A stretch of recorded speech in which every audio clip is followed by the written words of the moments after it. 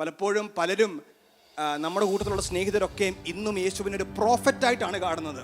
അവർ നമ്മോട് ചോദിക്കാറുണ്ട്, യേശു ദൈവമാണെന്ന് എവിടെയെങ്കിലും പറഞ്ഞിട്ടുണ്ടോ? മറിച്ച് അങ്ങോട്ട് ചോദിക്കാൻ പറ്റുന്ന ചോദ്യമാണ്, യേശു പ്രവാചകനാണെന്ന് എവിടെയെങ്കിലും പറഞ്ഞിട്ടുണ്ടോ? Jesus say that he is only A prophet. ജനം പറയുന്നു നീ ഒരു പ്രവാചകൻ.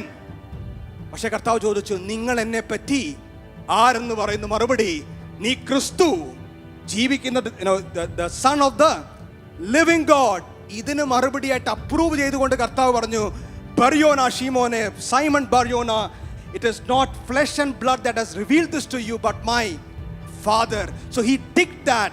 He's not merely a prophet. He's not merely a great man. ഇവനൊരു ഗുരു മാത്രമല്ല, ദേവന്മാരിൽ ഒരുവൻ മാത്രമല്ല. He is the only son of God. ഏകജാതനായ ദൈവം. He is the one.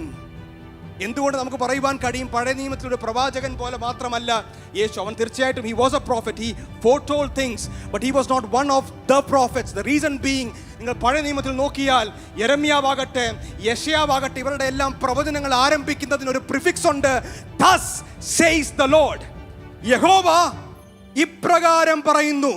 അവർ യഹോവയുടെ സ്പോക്സ്മാൻ ആയി നിന്നുകൊണ്ട് ദൈവത്തെ ഇൻവോക്ക് ചെയ്തുകൊണ്ട് thus says the Lord എന്ന് പറഞ്ഞാണ് പ്രവാചകന്മാര് അവരുടെ ആലോചനകൾ പറഞ്ഞെങ്കിൽ, എൻ്റെ കർത്താവ് പറഞ്ഞത് thus says the Lord അല്ല, ആമേൻ ആമേൻ ഞാൻ നിങ്ങളോട് പറയുന്നു, I say unto you. He spoke with divine first person authority.